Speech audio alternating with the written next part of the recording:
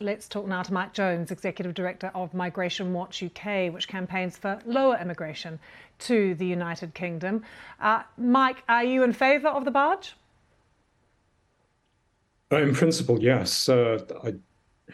I think the government has a responsibility to house asylum seekers in alternative forms of accommodation to relieve the burden on the taxpayer. I mean, the Bibby Stockholm has been in operation since the 1970s.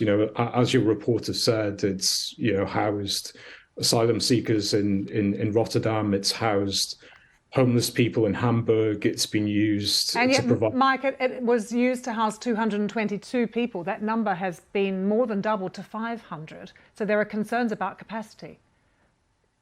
Well, they house a significant number of people off the coast of Scotland, off the Shetland Islands.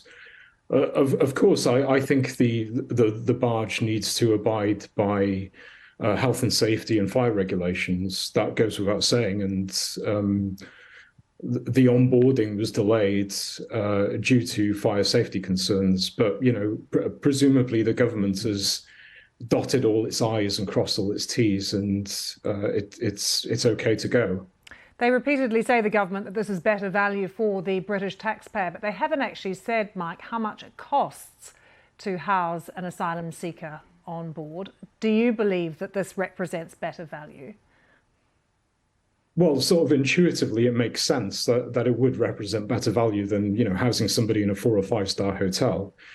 I mean, the statistics are quite stark. You've got nearly well over 50,000 asylum seekers housed in subsidized accommodation. This costs the taxpayer about 6 million a day. The asylum system itself costs about 3.6 billion every year, and that doubled on the previous year. So obviously the government needs to find these alternative means of accommodation. There are many who have written a letter, though, to the government, to the owner of the barge too, saying they believe it is cruel and inhumane. And the BBC has spoken to one asylum seeker, and I want to tell you what he has said. He said, "We ran from a war. We don't want to go onto the barge. It's a jail." Well, no, it isn't, because they're allowed to come and go as they please.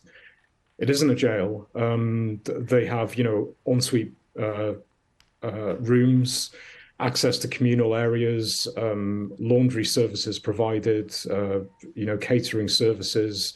There are primary healthcare services available on the barge.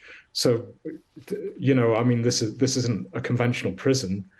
And at the end of the day, there are probably exceptional cases where some of these people are genuine asylum seekers, but many of them clearly are illegal economic migrants who have paid organized criminal gangs vast sums of money to be here, and they've spent a considerable amount of time outside of their home country, and they could have claimed asylum in well, France. Their claims are being looked into at the moment, which is why they are being housed on the barge. Mike, thank you very much for joining us. Mike Jones. Cheers.